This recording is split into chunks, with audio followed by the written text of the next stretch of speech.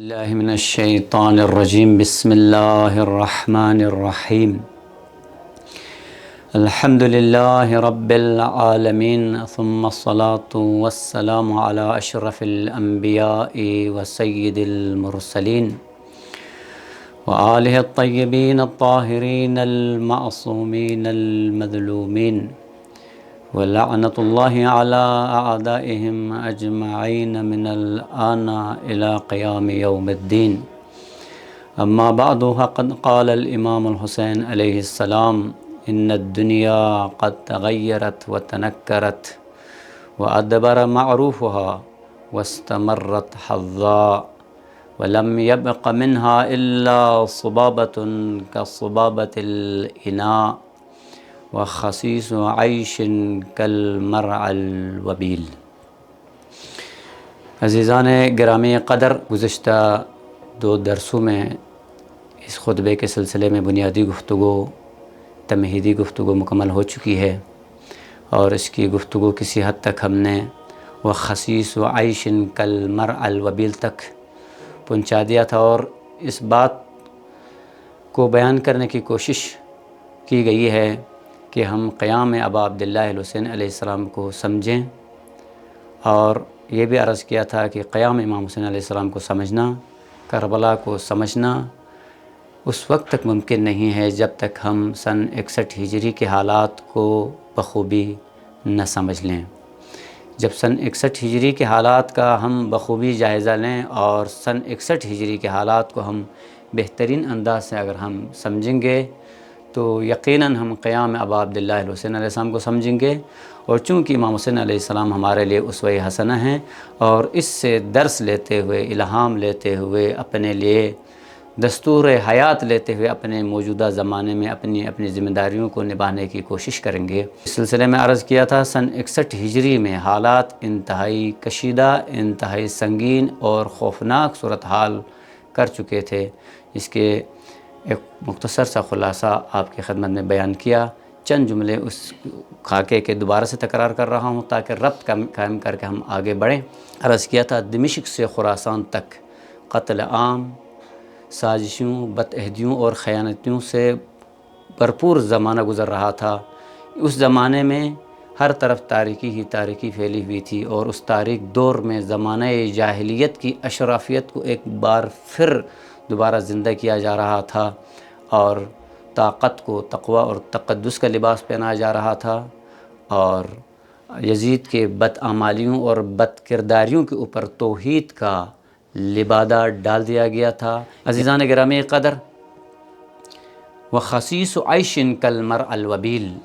ابا عبداللہ الحسین علیہ السلام فرماتے ہیں کہ سن 61 ہجری میں زندگی گزارنا ایسا تھا جیسا کہ وہ خصیص عیش کالمرع الوبیل ہے۔ اس سے پہلے عرض کر چکے ہیں کہ اچھائیوں میں سے صرف اتنا اچھائیاں باقی رہ گئی ہیں جتنا تلچھٹ ہوتا ہے۔ پانی کے چند قطرات جو ظرف کے یا برتن میں پانی کے استعمال یا اس کو گرا دینے کے بعد چند قطرات باقی بچتے ہیں، اسی طرح سن 61 ہجری میں اقدار، اچھائیاں اور خوبیاں اتنی باقی بچی تھی، اور وہ باقی خوبیاں بھی ختم ہونے، مسلسل اس کا خاتمہ مسلسل ہو رہا تھا، وہ کسی بھی لمحے انہوں نے ختم ہونا تھا، اور اسلام یوں دم توڑ جاتا۔ تو ابا عبداللہ الحسین علیہ السلام نے ایسے حالات میں قیام کیا، تو وہ خصیص عیش کالمرع الوبیل کے بعد ہم انشاءاللہ تعالی سن 61 ہجری کی سب سے بڑی مشکل جو کسی عام مومن، مرد مومن کے لیے بھی قابل برداشت نہیں ہے، تو چیز ہے کہ وہ ابا عبداللہ الحسین علیہ السلام کے لیے قابل برداشت ہو، اس کا تذکرہ انشاءاللہ تعالی ہم اس خصیص عیش کالمرع الوبیل کی وضاحت کے بعد کریں گے۔ تو عزیزان محترم، خصیص کہتے ہیں پست اور حقیر یا مشکل اور دشوار، عیش زندگی، کالمرع الوبیل، مرعا چراگاہ کو کہا جاتا ہے، اور وبیل کہتے ہیں ایسی چراگاہ جہاں پر یا تو گھاس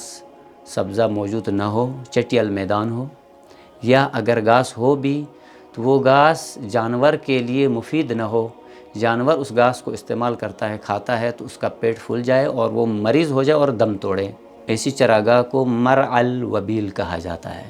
اب ذرا اس تشبیہ پر غور کرنے کے بعد ابا عبداللہ حسین علیہ السلام کی اس تشبیہ کو جو استعمال کیا ہے، مثلا ایک انسان اپنی زندگی جس کے زندگی کی ضروریات ہیں، ایک شہر کے اندر وہ رہتا ہے، ایک گھر کے اندر رہتا ہے، گھر کے اندر بھی اس کی بہت ساری گرمی سردی کا سامان ہوتا ہے اور اس کی زندگی کی ضرورت کی تمام چیزیں موجود ہوتی ہیں۔ ایسی زندگی گزارنے والے انسان کو اگر مرعى الوبیل میں پہنچا دیا جائے، ایک ایسی صحرا میں یا میدان میں جو چٹیل ہو، جس کے اندر نہ گھاس ہو، نہ سبزہ ہو، نہ پانی ہو، نہ کوئی رہائش کا انتظام ہو، بے رحم ہواؤں کا رخ، طوفانوں کا رخ اس کی طرف ہو، اور سورج کی تپش اور گرمی سردی میں کوئی چیز اس کو بچانے والی نہ ہو، ایسے صحرا میں کسی انسان سے یہ کہا جائے کہ آپ یہاں زندگی گزاریں، تو یقیناً انسان وہاں زندگی گزارنا اس کے لیے ممکن نہیں ہوتا۔ اور اب عبداللہ الحسین علیہ السلام یہ فرماتے ہیں کہ صرف چٹیل میدان نہیں تھا، وخصیص عیش، سن 61 ہجری میں زندگی گزارنا اس قدر حقیر، پست، ذلیل اور مشکل و دشوار بن چکی تھی، جیسا کہ مرعى الوبیل میں زندگی گزارنا پست بھی ہے، حقارت بھی ہے، اس میں ذلت بھی ہے، اہانت بھی ہے اور دشواری اور مشکل بھی ہے۔ مثلا مرعى الوبیل، ایسی سرزمین جس کا بعض علماء نے اس کا ترجمہ کیا ہے وبا زدہ سرزمین، چٹیل میدان نہیں، یہاں سبزہ تو موجود ہے لیکن وہ سبزہ ایسا ہے جس میں وبا لگی ہوئی، بیماری لگی ہوئی ہے، اور اس کو جو بھی کھا لیتا ہے وہ بیمار ہو جاتا ہے، جو بھی جانور اسے کھا لیتا ہے وہ ہضم نہیں کر پاتا۔ جس طرح ہم کورونا کے دور سے گزر چکے ہیں، کورونا کی وبا سے ہم آگاہ ہیں۔ کورونا کے وقت ایک انسان دوسرے انسان سے خوف کھاتا تھا، گھر سے باہر نکالنا خوف کھاتا تھا، اپنے عزیز و اقربا سے ملنا اس کے لیے مشکل ہو گیا تھا، وہ اپنے دوستوں سے ملنا پسند نہیں کرتا تھا، تنہائی کی زندگی گزار رہا تھا اور خوف و وحشت کی زندگی گزار رہا تھا، وبا کی زندگی۔ عزیزان گرامی، تشبیہ کی طرف دیکھیں، اب ایک چٹیل میدان ہے یا ایک ایسی چراگاہ ہے جس میں وبا پھیلی ہوئی ہو، طاعون کی وبا ہو، انسان کو معلوم ہو کہ میں اگر کسی سے ملوں تو یہ وبا مجھے لگ سکتی ہے، اور مجھے لگنے کے بعد میرا کیا انجام ہونے والا انتہائی خوفناک ہے۔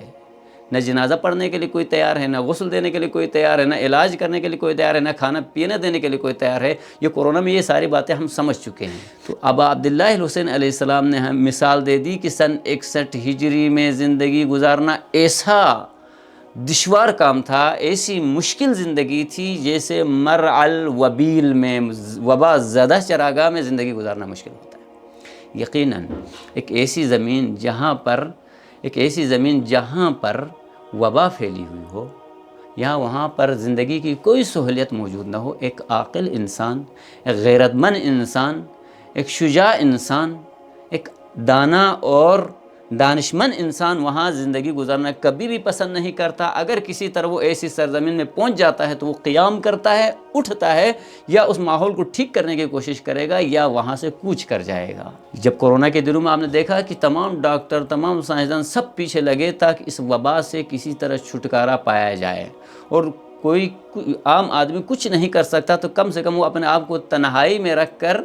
لوگوں سے الگ تھلگ رکھ کر اس وبا کا مقابلہ کرنا چاہتا تھا۔ سن 61 ہجری میں بھی حالات اس قدر سنگین، اس قدر دشوار، اس قدر ذلت آمیز ہو چکے تھے حالات کہ عام انسان جس طرح مرعى الوبیل میں زندگی کرنا اس کی دشواری ہے، ایک مرد مومن کو سرزمین کربلا میں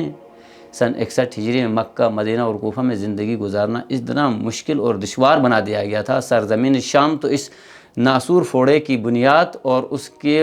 اگنے کی جگہ ہے، زمین ہے جہاں سے اس